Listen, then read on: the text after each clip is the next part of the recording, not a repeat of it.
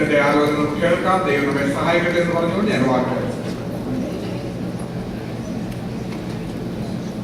വരുവിൻ വണങ്ങി നമസ്കരിപ്പിൻ ഒരുമിച്ചുണർന്നു പുകഴ്ത്തിടുവേ വരുവിൻ വണങ്ങി നമസ്കരിപ്പിൻ ഒരുമിച്ചുണർന്നു പുകഴ്ത്തിടുവിൻ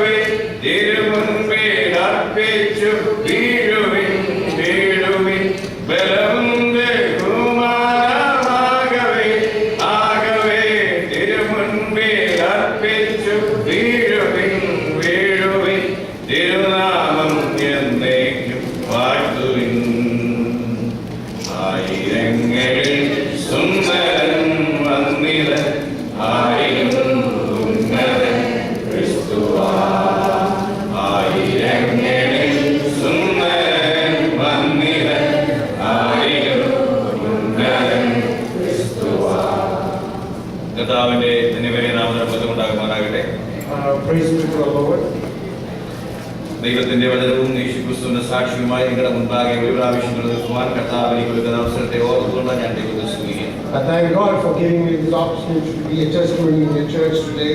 ഈ അവസരം ഒരുക്കി തന്ന ഈ സഭയോടും വിശേഷാൽ കർത്താവിന്റെ ദാസൻ പ്രിയ ടി തോമസ് പാസ്റ്ററോടും കുടുംബത്തോടുമുള്ള നന്ദി ഞാൻ അറിയിക്കും. I'd like to thank this church and Pastor T. Thomas for giving me this opportunity. കഴിഞ്ഞ 36 വർഷമായി ഒരു സഭയുടെ പാസ്റ്ററായിരിക്കുന്ന അനുഗ്രഹീതനായ ദൈവകൃത്യൻ ദൈവത്തെ ഉപയോഗിക്കപ്പെടുന്നുവല്ലോ. Pastor's been he's been a pastor for 36 years and I thank God that God is using him. ദൈവം അദ്ദേഹത്തെ ഉപയോഗിക്കുന്ന എല്ലാ വിധങ്ങളെയും ഓർത്തുകൊണ്ട് ദൈവത്തിന് നന്ദി പറയുകയും ദൈവം കൂടുതലായി തന്റെ രാജ്യത്തിന്റെ വ്യാപ്തിക്കായി അദ്ദേഹത്തെ ഉപയോഗിക്കട്ടെ എന്ന് ഞാൻ പ്രാർത്ഥിക്കുകയും I thank God for the ways in which God is leading him and I also continue to pray that God may continue to bless him. എന്റെ വാക്കുകളിൽ നിങ്ങൾക്ക് പരിചിതനായതുകൊണ്ട് ആ കർത്തവ്യത്തിലേക്ക് ഞാൻ പ്രവേശിക്കുവാൻ താല്പര്യപ്പെടുന്നില്ല എങ്കിലും എന്റെ പേര് കർത്താവിന്റെ ദാസൻ ഓർമ്മിപ്പാനിടയിക്കുന്നല്ലോ. Pastor reminded who I am and he has introduced me as well. ഞാൻ അമേരിക്കയിലേക്ക് കടന്നു വരുവാനിടയായി തീർന്നു. കർത്താവിന്റെ ദാസൻ പ്രിയ ഷിബു സാമുവേലിന്റെ കൂട്ടത്തിലാണ് ഞാൻ ഇപ്പോൾ താമസിക്കുന്നത്. God gave me a privilege to come to the US and stay with Pastor Shaiju Samuel. New India Bible സെമിനാരിയിൽ ഞങ്ങൾ ഒന്നിച്ച് ഒരു ബെഞ്ചിലിരുന്ന് ദൈവത്തിന്റെ വചനം അഭ്യസിപ്പിക്കാനുള്ള പരിചയമാണ് അത് സാധ്യമാക്കി തീർത്തത്. That opportunity was possible because both of us studied and we were on the same bench sitting in New India Bible College. വളരെ വർഷങ്ങൾക്ക് ശേഷം ന്യൂ ഇന്ത്യ ബൈബിൾ സെമിനാരിയിലെ പഠനത്തിന് വളരെ വർഷങ്ങൾക്ക് ശേഷമാണ് ഞാൻ പ്രിയ ഷിബുചാനെ കാണുവാനിടയായത്. Meeting Pastor Shaiju after a very long time after our studies together at the Bible College. എനിക്ക് visa കിട്ടിയ വിവരം ഞാൻ അദ്ദേഹത്തെ അറിയിപ്പാനിടയായി തീർന്നു. അപ്പോൾ എവിടെയാണ് നീ താമസിക്കുന്നത് എന്ന് എന്നോട് ചോദിപ്പാനിടയായി. When I got my visa, I called him and said that I've got my visa, so he immediately asked where he planned to stay. ഞാൻ ആ സമയത്ത് പറഞ്ഞു, ഞാൻ ആ വിഷയത്തിന് വേണ്ടി പ്രാർത്ഥിച്ചുകൊണ്ടിരിക്കുകയാണ്, ദൈവം എനിക്ക് വേണ്ടി ഒരു വഴി തുറക്കും എന്ന് ഞാൻ ഉറച്ചു വിശ്വസിക്കുന്നു എന്ന് അദ്ദേഹത്തോട് പറയുന്നു. I just conveyed to him that I'm earnestly praying about it and believe that God will open a place for me. ആ സമയത്ത് അദ്ദേഹം എന്നോട് പറഞ്ഞു, no problem, you can stay with me here എന്ന് അദ്ദേഹം എന്നോട് പറയുവാനിടയായി. So he said that there's no problem, you could stay with me. ചില വാക്കുകൾ അദ്ദേഹത്തെ കുറിച്ച് പറയാൻ എനിക്ക് തരമില്ല, കാരണം ഞങ്ങൾ സ്കൂളിൽ പഠിക്കുമ്പോൾ ഏറ്റവും അധികം കൺവെൻഷനുകൾ പ്രസംഗിപ്പാനിടയായി തീർന്ന ശക്തനായ ദൈവകൃത്യനായിരുന്നു പ്രിയ Shibu Samuel. I have no choice but to mention few things about him because God had used him mightily when we were together in the Bible college. ഞങ്ങൾ പഠിക്കുന്ന സമയത്ത് അനേക ദൈവമക്കളെ പഠിക്കുന്ന അനേകരെ സഹായിപ്പാൻ അനേകരുടെ കണ്ണുനീര് വെക്കുവാൻ ദൈവം അദ്ദേഹത്തെ ഉപയോഗിപ്പാനിടയായി. God was able to use him to help a lot of our colleagues who were studying with us. യാതൊരു പ്രതിഫലവും കൂടാതെ ഏവരെയും സ്നേഹിപ്പാൻ അദ്ദേഹം കുടുംബവും കാണിക്കുന്ന എല്ലാ സേവാദാനങ്ങൾക്കും സ്വർഗം ധാരാളമായി പ്രതിഫലം നൽകി കൊടുക്കട്ടെ എന്ന് ഞാൻ ദൈവത്തോട് പ്രാർത്ഥിക്കുന്നു. Without looking for anything in return, he and his family they have committed to help others. അതോടൊപ്പം തന്നെ മറ്റൊരു വാക്കിൽ കുവൈറ്റ് ദൈവസഭയുടെ കുവൈറ്റ് റീജിയൻ ഓഫീസറായിരിക്കുന്ന ബഹുമാന്യനായ ഡോക്ടർ സുശീൽ മാത്യുവിനെ ഓർത്തുകൊണ്ട് ഞാൻ അദ്ദേഹത്തെ കുടുംബത്തെ ഓർത്തുകൊണ്ട് ഞാൻ ദൈവത്തെ സ്തുതിക്കുന്നു. I also like to thank mention about Dr. Shishil Matthew who is in Kuwait. ദൈവസഭയുടെ ജനറൽ അസംബ്ലിയിലേക്ക് ഞങ്ങളെ അദ്ദേഹം ക്ഷണിപ്പാനിടയായി തീർന്നു. അവിടെ വെച്ച് അദ്ദേഹത്തിന്റെ സ്നേഹാദരവുകളും ഹോസ്പിറ്റാലിറ്റിയും ലഭിപ്പാൻ ഞങ്ങൾക്കിടയാക്കി. He had extended an invitation for us to join the General Assembly, and thank you for that. എല്ലാ ദൈവ അവർ കാണിച്ച എല്ലാ ആദരവുകൾക്കും സ്വർഗ്ഗം അവരെ ആദരിക്കട്ടെ എന്ന് ഞാൻ പ്രാർത്ഥിക്കുന്നു. I pray that God my blessing for all the goodness we show. ഈ സഭയിൽ അനേകം ദൈവജനങ്ങൾ ദൈവമക്കൾ എന്നോട് സ്നേഹം കാണിക്കുകയും അവർ വളരെ തന്നെ എന്നോട് കൃത്യമായി സംസാരിക്കുകയും ആദരിക്കുകയും ചെയ്യുവാൻ ഇരിക്കുന്നിട്ടുണ്ട്. A lot of members of this church have shown respect and have shown concern towards me. എല്ലാവരെയും ദൈവം ധാരാളമായി അനുഗ്രഹിക്കട്ടെ എന്ന് പറഞ്ഞുകൊണ്ട് ദൈവം എനിക്ക് നൽകി തരുവാനിടയായി തീർന്ന ദൈവവചനത്തിലേക്ക് ഞാൻ പ്രവേശിക്കുവാൻ താല്പര്യപ്പെടുന്നു. I just pray that God might bless you abundantly, and I would like to get to the word. കർത്താവിന്റെ വരവ് ഏറ്റവും അടുത്തിരിക്കുന്ന ഒരു സമയത്താണ് നാം അവരെ ജീവിപ്പാനിടയായി We തീരുന്നത്. are at this time of when we are expecting the Lord's coming. ദൈവ സഭയുടെ വരവിനോടനുബന്ധമായി കർത്താവ് പറയുവാനിടയായി തീർന്ന പ്രവചനത്തിൽ In the prophecy about the second coming of Christ, സഭ ആലസ്യത്തിലേക്ക് പോകുന്നു എന്ന ദൈവവചനം പറയുവാനിടയായി തീരുന്നു. the word of God is reminding us that the church is going into a carelessness. അതിനെ സംബന്ധമായിട്ട് കർത്താവ് പറയുവാനിടയായി ലൂക്കോസിന്റെ സുവിശേഷം 15-ാം അധ്യായത്തിനകത്ത് അദ്ദേഹം ഓർമ്മിപ്പിക്കുവാനിടയായി തീർന്ന ഉപമകൾ 34-ാം ഉപമയും 35-ാം ഉപമയും 36-ാമത്തെ ഉപമയും അതിനെ സാക്ഷ്യപ്പെടുത്തുവാനിടയായി തീരുന്നു. In the book of Luke, through several parables, he is reminding us about it. അതിലെ 34-ാമത്തെ ഉപമ 100 ആടുണ്ടായിരുന്ന ഒരുവന്റെ ഒരു ആട് കാണാതെ പോകുന്നു. The 34th parable that he is referring to is about a shepherd having 100 sheep and one of them is lost. 35-ാമത്തെ ഉപമ 10 ദ്രഹ്മയുണ്ടായിരുന്നതിൽ ഒരെണ്ണം കാണാതെ പോകുന്നു. In the 35th parable, he is talking about 10 coins and one of those was lost. 36-ാമത്തെ ഉപമ 2 പുത്രന്മാരുള്ളതിൽ ഒരെണ്ണം നഷ്ടപ്പെട്ടു പോകാനിടയായിരിക്കുന്നു. In the 36th parable, he is referring to 2 sons and one was lost. ഒന്നാമത്തെ ഉപമ കാണിക്കുവാനിടയായിരിക്കുന്നത് അറിയാതെ അബദ്ധവശാൽ തന്റേതാകുന്ന സാഹചര്യത്താൽ പാപത്തിൽ വീഴുവാനിടയായിത്തീരുന്ന ഒരു പാപിയുടെ ചിത്രീകരണമാണ് കർത്താവ് നൽകി തരുന്നത്. The first parable or the 34th parable is referring to out of his own control a person losing his salvation or losing his life. രണ്ടാമത്തെ ഉപമയ്ക്കകത്ത് ദൈവം നൽകി പറയുവാനിടയായിരിക്കുന്നത് അറിഞ്ഞുകൊണ്ടല്ല എങ്കിലും അബദ്ധത്താൽ നഷ്ടപ്പെട്ടു പോകുന്ന പാപത്തിൽ വീഴുവാനിടയായിത്തീരുന്ന പാപിയുടെ ചിത്രീകരണം നൽകി തരുന്നു. The second one about the precious coins is again reflecting to losing something though it was not very intentional. മൂന്നാമത്തെ ഉപമയിൽ പറയുവാനിടയാകുന്നത് അറിഞ്ഞുകൊണ്ട് തന്നെ പാപം ചെയ്ത് ദൈവത്തിൽ നിന്ന് അകലുവാനിടയായിത്തീരുന്ന ഒരു പാപിയുടെ ചിത്രീകരണം നൽകി തരുന്നു. The third situation is referring to a person who has intentionally made a choice to commit sin. ഒന്നാമത്തെ ഉപമയിൽ അറിയാതെ പാപം ചെയ്യുന്നതാണ് കർത്താവ് പറയുന്നത്. In the first one we see that it was unknowingly he had committed sin. അതിനാണ് കർത്താവ് ആടിന്റെ ഉപമ ഉപയോഗിക്കുവാനിടയാകുന്നത്. That is why he used the parable of the sheep. എന്തുകൊണ്ടാണ് പ്രകൃതിജന്യമായി ആടിനുള്ള ഏറ്റവും വലിയ കുഴപ്പവും ആക്രമണവും പ്രതിരോധവും ഇല്ലാത്ത ജീവിയാണ് ആടെന്ന് പറയുന്നത്. We see that the sheep is very docile and does not harm anybody. അത് ഒരു വഴി തെരഞ്ഞു പോയി കഴിഞ്ഞാൽ അത് പോയ വഴിയെ പോകുന്നതല്ല, അതിന് തിരികെ വരുന്നതിനുള്ള ആ വഴി അതിന് മനസ്സിലാക്കാൻ കഴിയാത്ത ഒരു ജീവിയാണ് ആട്. The sheep does not have the intelligence to return the way it had gone. അങ്ങനെ ആട് പോകുവാനിടയായിരുന്നാൽ അത് വിനാശകരമായ അനുഭവത്തിലേക്ക് എത്തപ്പെടുകയും അത് ശത്രുവിന്റെ കയ്യിൽ അകപ്പെടുന്നതിനും ഇടയാകുമെന്ന് ഇടയനെ വ്യക്തമായി തിരിച്ചറിയാം. The shepherd fully knows that the sheep cannot think on its own. It doesn't have the intelligence. So if it continues to go the path it is going, it will be in trouble. ഒരിക്കലും അറിഞ്ഞുകൊണ്ടല്ല ആട് ഇടയനെ വിട്ടു പോകുവാനിടയായിരുന്നത്, പക്ഷേ സാഹചര്യവശാൽ സംഭവിക്കാനിടയായിരുന്നതാണ്. It is not intentional that the sheep wants to go astray from the shepherd, but it is circumstances that leads it that way. അവിടെയാണ് ഇടയൻ തന്റെ സ്നേഹം കാണിക്കുന്നത്. സാഹചര്യവശാൽ പാപത്തിൽ അകപ്പെടുവാനിടയായിത്തീരുന്ന ഭാവിയെ തേടി സ്വർഗ്ഗത്തിൽ ഇറങ്ങി വരുവാനിടയായിരുന്ന ദൈവപുത്രന്റെ ചിത്രീകരണം അതിലൂടെ നൽകി തരുവാനിടയാകുന്നു. That is where we see how the shepherd is truly concerned and wants to help the sheep. ദൈവം ആ മനുഷ്യന്റെ അടുക്കലേക്ക് ദൈവം മനുഷ്യനെ തേടി മനുഷ്യൻ ദൈവത്തെ തേടി പോവുകയല്ല, മനുഷ്യനെ തേടി സ്വർഗ്ഗത്തിൽ ഇറങ്ങി വരുവാനിടയായിത്തീരുന്ന ദൈവം. Man did not go in search of God, but God came in search of man.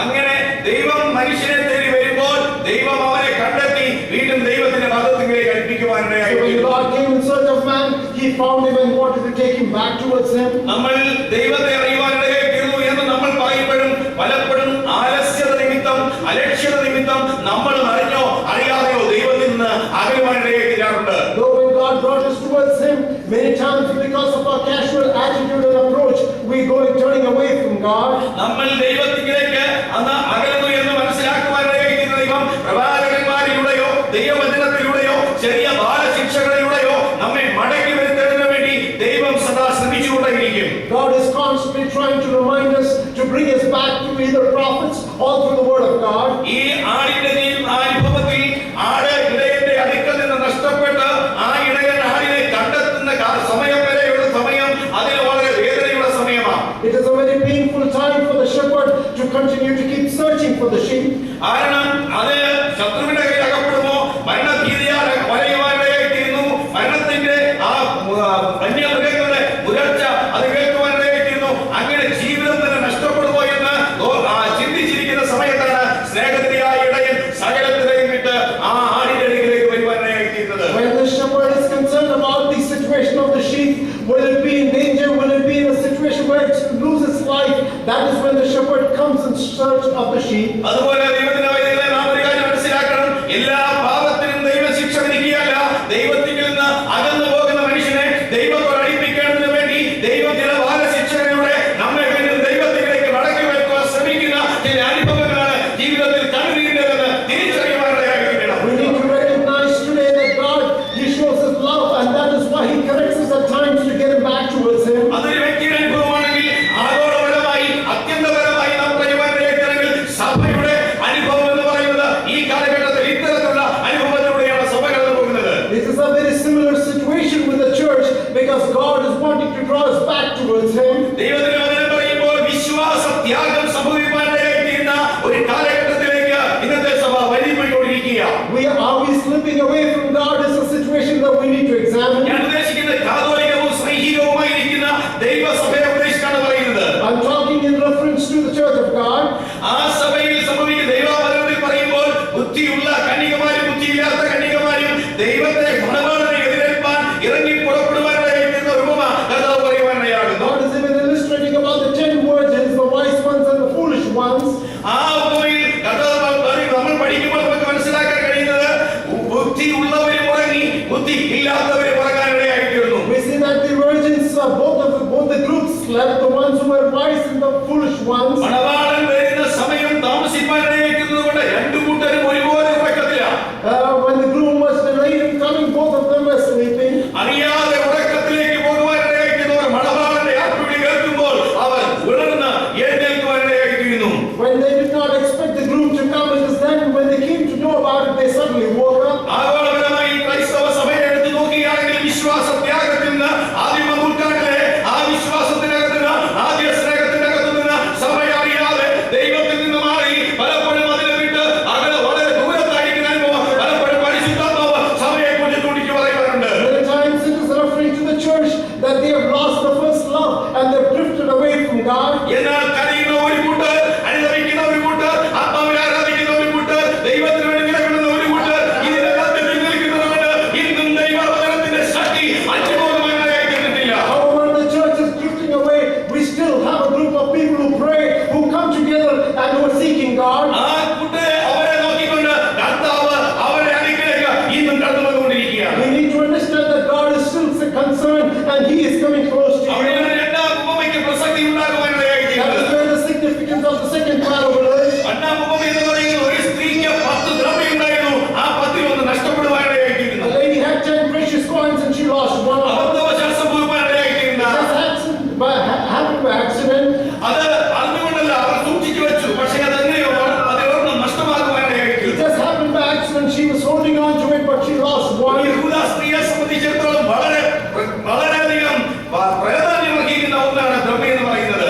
As far as a Jewish woman is concerned, it is a very precious thing to have those coins. വിവാഹ നിശ്ചയം നടക്കുന്ന നാളിൽ അവളുടെ താലികൾ വിശേഷിപ്പിക്കപ്പെടുവാനിടയായിത്തീരുന്ന ഈ 10 drachma നിയുക്ത മണവാളൻ അവൾക്ക് കൈമാറുവാനിടയായിത്തീരും. She is holding on to it because on the day of her wedding, she is supposed to exchange this or give it back, give it to the groom. മണവാളൻ വിവാഹത്തിന് നാളിൽ അവളെ വരവേൽക്കുവാൻ വരുന്ന ദിനം വരെയും ഈ ദ്രഹ്മ അവൾ സൂക്ഷിച്ചു വയ്ക്കണം.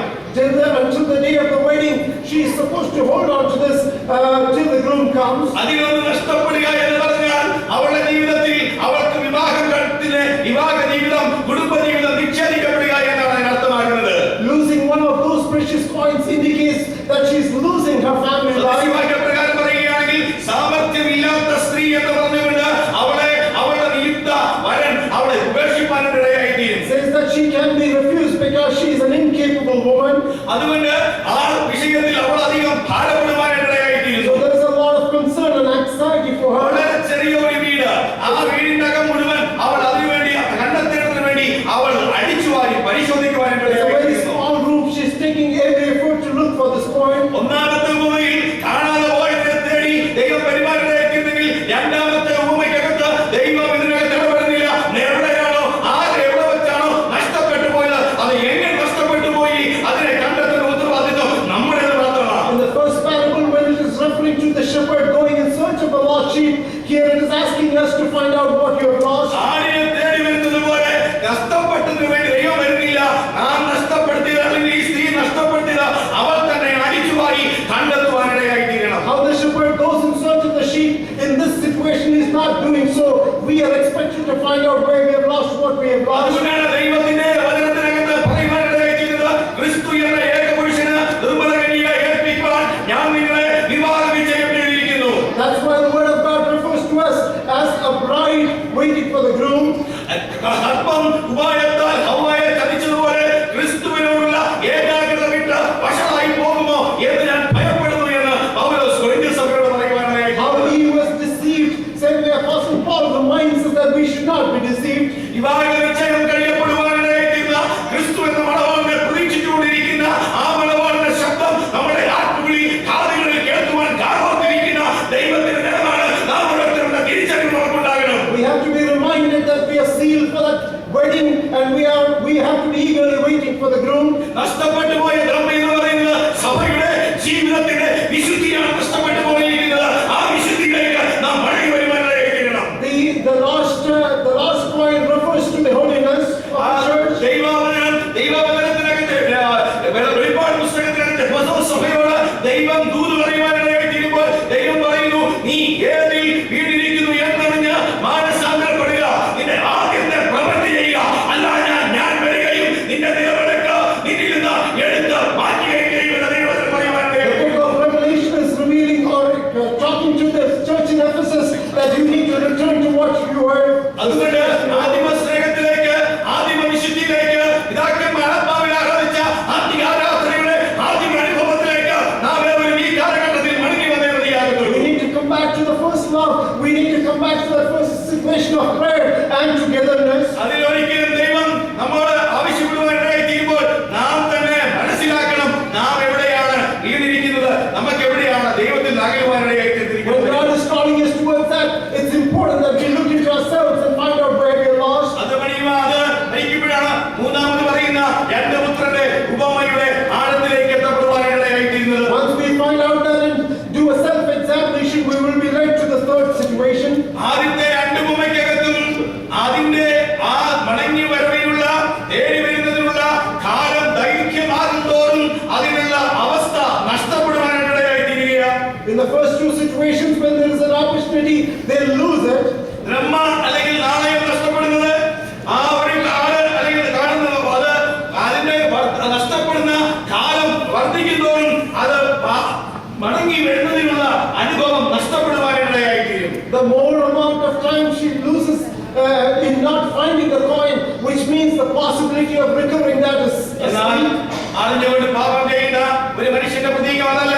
അവൻ ഏത് സമയത്ത് വേണമെങ്കിലും അനുഭവിച്ച് ദൈവത്തിന്റെ അരികിലേക്ക് മടങ്ങി വരുവാൻ ദൈവം അവസരം കൊടുക്കുന്നുണ്ട്. But when we have fallen in sin, God always gives us an opportunity to return back to മറ്റൊരു Him. കാര്യത്തിൽ സംഭവിച്ചതുപോലെ ദൈവം അവനെ തേടി ഇറങ്ങുവാനിടയായിത്തീരുന്നില്ല. പിതാവ് കാത്തിരിക്കുകയാണ് അവന്റെ ഭവനത്തിൽ. ഏതെങ്കിലും അനുഭവത്തിൽ മടങ്ങി വന്നാൽ സ്വീകരിക്കാൻ വേണ്ടി പിതാവ് ആ ഭവനത്തിനകത്ത് കാത്തിരിപ്പാനിടയായിത്തീരുന്നു. Like in the parable of the lost prodigal son, the father is eagerly waiting for a son to return. നമുക്ക് വളരെ സുപരിചിതമായ നമുക്കറിയാവുന്ന കാര്യമാണ്, ആ പുത്രൻ പിതാവിന്റെ അടുക്കൽ ചെന്ന് തനിക്ക് വരുവാനുള്ള അവകാശം താൻ ആവശ്യപ്പെട്ടുകൊണ്ട് താൻ പിതാവിനോട് തന്റെ അവകാശത്തെ ആവശ്യപ്പെടുകയാണ്. We know about the story where the son goes to the father and asks him for his property. ആ പിതാവ് യാതൊരു വൈമുഖ്യവും കൂടാതെ യാതൊരു വിധമായ കാര്യവും പറയാതെ അതിന്റെ ഒരു ഭാഗം നൽകി കൊടുക്കുവാനിടയായിത്തീരുന്നു. The father did not question the son, he just gave him a share of the property. യഹൂദ ചിന്തയനുസരിച്ചാണ്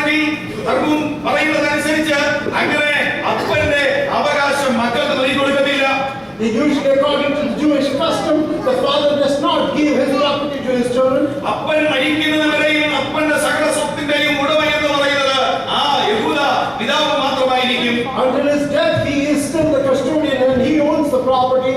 ആ പിതാവ് മരിച്ചു കഴിഞ്ഞ് മാത്രമേ അതിന്റെ അവകാശം പൂർണ്ണമായിട്ടുള്ള അവകാശം മക്കൾക്ക് നൽകി കൊടുക്കത്തുള്ളൂ. It is only after the death of the father that he would share his property with his children. അതുകൊണ്ടാണ് ക്രിസ്തുവിനെ അനുഗമിക്കുവാൻ തിരിക്കുന്ന ക്രിസ്തു ഒരുവനെ യേശു ക്രിസ്തു ഒരുവനെ വിളിക്കുമ്പോൾ അവൻ പറയുന്നു, ഞാൻ പോയി എന്റെ അപ്പനെ അടക്കട്ടെ, അത് കഴിഞ്ഞ് വന്ന് നിന്നെ അടക്കാം എന്ന് അവനോട് പറയുവാനിടയായി തീരുന്നത്. When someone was called, he said that he would first go and bury his father before coming to. അപ്പോൾ കർത്താവ് പറയുന്നു മരിച്ചവരെ അടക്കട്ടെ എന്ന് പറഞ്ഞാൽ ഞാൻ എന്റെ അപ്പനെ ലഭിക്കേണ്ട അവകാശം മേടിച്ച് കഴിഞ്ഞ് വന്ന് നിന്നെ അനുഗമിക്കാമെന്ന് കർത്താവിനോട് അവർ പ്രഖ്യാപിക്കുമ്പോൾ കർത്താവ് പറയുന്നു, അതിന്റെ ആവശ്യമില്ല, നിനക്കുള്ളത് എന്റെ കയ്യിലുണ്ട് എന്ന് കർത്താവ് പറയുവാനിടയായി. According to the Jewish customs, when you go and bury your father, you inherit the property of the father. But Jesus is reminding us that I have everything you need, so you come to me. അങ്ങനെയാണെങ്കിൽ ഈ പിതാവ് മരിച്ചു എന്ന് പ്രഖ്യാപിക്കുവാനിടയായി തീരുന്ന ഈ പുത്രന് യാതൊരു വൈമിക്യവും കൂടാതെ താൻ തന്റെ സ്വത്തിന്റെ ഭാഗം വീതിച്ചു കൊടുത്ത് ആ സ്വത്തിന്റെ ഭാഗം വീതിച്ചു കൊടുക്കുവാൻ അദ്ദേഹം തയ്യാറായി തീരുക. The father was prepared to give him a share of the property and send him away. ആ സ്വത്തുമായി അവൻ അപ്പനിൽ നിന്ന് എന്നേക്കുമായിട്ട് അകന്നു പോകുവാനിടയായി He തീരും. decided to take this wealth and walk away and get separated from his father. ആ മനുഷ്യൻ ആ മകൻ പോയ നാൾ മുതൽ തോരാത്ത കണ്ണീരുമായി വീടിന്റെ ഉമ്മറപ്പടിയിൽ ആ അപ്പൻ കാത്തിരിക്കുകയാണ്, ഏതെങ്കിലും ഒരു സമയത്ത് മകൻ മടങ്ങി വരുമെന്ന് ഓർത്തുകൊണ്ട്. On that very day the son left his home, this father has been in tears and has been eagerly waiting for his son to return. ആടിന്റെ അനുഭവം പോലെ, നഷ്ടപ്പെട്ട ധർമ്മയുടെ അനുഭവം പോലെ, ആടിനെ തേടി ഇറങ്ങുന്നത് പോലെ ഈ മകനെ തേടി പിതാവ് ഇറങ്ങുന്നില്ല, പിതാവ് കാത്തിരിക്കുക മാത്രമേ ചെയ്യുന്നുള്ളൂ. Like the shepherd has gone in search of the lost sheep, or like the person searching for the coin, here God is not going in search of the son, but he is eagerly waiting ഈ for his son. കാലഘട്ടത്തിലും ദൈവം അത് ചെയ്തുകൊണ്ടിരിക്കുക. ദൈവം മടങ്ങി വരുന്നതിനെ സ്വീകരിക്കുവാൻ ദൈവം ഒരുക്കുന്ന ആര് മടങ്ങി വരുമോ ആ മടങ്ങി വരുന്നതിനെ സ്വീകരിക്കുവാൻ കർത്താവ് ഒരുക്കമായി ദൈവം കാത്തിരിക്കുക. God is eagerly waiting for us to return. He is not coming in search of you. However, he is eagerly waiting for you to return to him. അപ്പന്റെ അടുക്കൽ നിന്ന് പോകുന്ന ആദ്യ കാലഘട്ടം വളരെ സന്തോഷത്തിൻ്റെതായിരുന്നു. When he got his wealth and he moved away from his father, it was a time of rejoicing. പക്ഷെ പതുക്കെ അവന്റെ സമ്പത്തും ആരോഗ്യവും അവന്റെ സുഹൃത്ബന്ധവും നഷ്ടപ്പെടുവാനിടയായി തീർന്നു. But over time, he started losing his wealth, he started losing his friends, and he started losing his own health. ഇത് ലോകത്തിന്റെ അവസ്ഥ എന്ന് പറയുന്നത് ആളുകളുള്ളപ്പോൾ, ആരോഗ്യമുള്ളപ്പോൾ, സമ്പത്തുള്ളപ്പോൾ ഒരുപാട് ആളുകളും ഒരുപാട് സ്നേഹിതന്മാരും നമ്മുടെ ചുറ്റും കാണും. പക്ഷേ യഥാർത്ഥ സ്നേഹിതനെ നാം തിരിച്ചറിയുന്നത് നമ്മുടെ ജീവിതത്തിന്റെ വേദനയിലാണ്. യഥാർത്ഥ സ്നേഹിതനെ തിരിച്ചറിയുവാൻ This is so very true even today. As long as you have wealth, as long as you have money and your health, you would have friends. അതുകൊണ്ട് സദൃശ്യവാക്യത്തിൽ പറയുന്നത് സ്നേഹിതൻ എല്ലാ കാലത്തും സ്നേഹിക്കുന്നു, അനർത്ഥകാലത്തോ അവൻ സഹോദരനായി തീരുന്നു എന്ന്. You know that a true friend will be with you. He will be a brother in times of need. ഗത്സമനയിലേക്ക് നോക്കുക.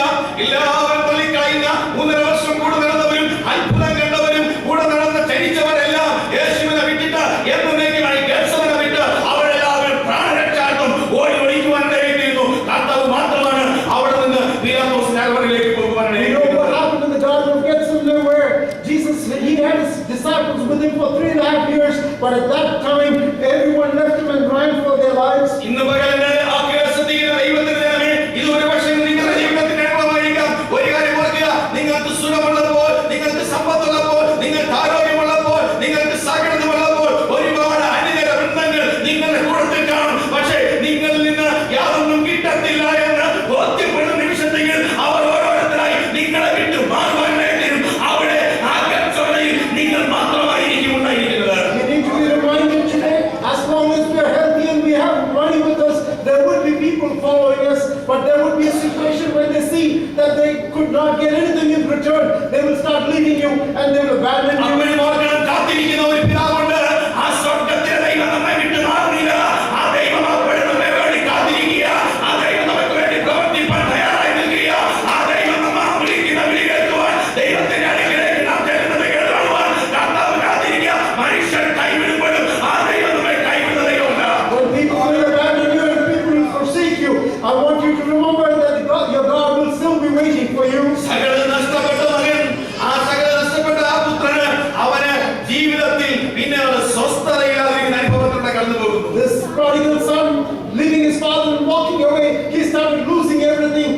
he's coming to a situation where he has no hope. ദൈവത്തിന്റെ വചനം അവിടെ ഉപയോഗിക്കുമ്പോൾ ഇസ്രായേലിയർക്കും ഇസ്രായേലിയർക്കും ഏറ്റവും ഹീനകരമെന്ന് വിശേഷിപ്പിക്കപ്പെടുവാനിടയായിത്തീരുന്ന ജോലി ചെയ്യുന്നത് അവിടെ പറയുവാൻ, അതുകൊണ്ടാണ് പന്നിയുടെ തീറ്റുന്ന ജോലി ഏറ്റെടുത്തു എന്ന് പറയുവാനിടയാകുന്നത്. Among the Egyptians and the Israelites, it was the meanest job that was to feed the swines. എന്ന് പറഞ്ഞാൽ അവനെ പൂർണ്ണമായും സമൂഹത്തിന്റെ അകത്ത് നിന്ന് അവനെ ഉൾക്കൊള്ളുവാൻ കഴിയത്തില്ലാതെ സമൂഹത്തിന്റെ അകത്ത് നിന്ന് എന്നേക്കുമായി നിഷ്കാസിതനായി മാറുവാനിടയായിത്തീരുന്ന ഒരു വ്യക്തിയുടെ പൂർണ്ണ ചിത്രമാണ് ഈ പ്രിയനായ പുത്രന്റെ അനുഭവത്തിൽ കഥ പറയുവാനിടയായി. The life of the prodigal son portrays how he has been excommunicated from his society and he has been pushed out.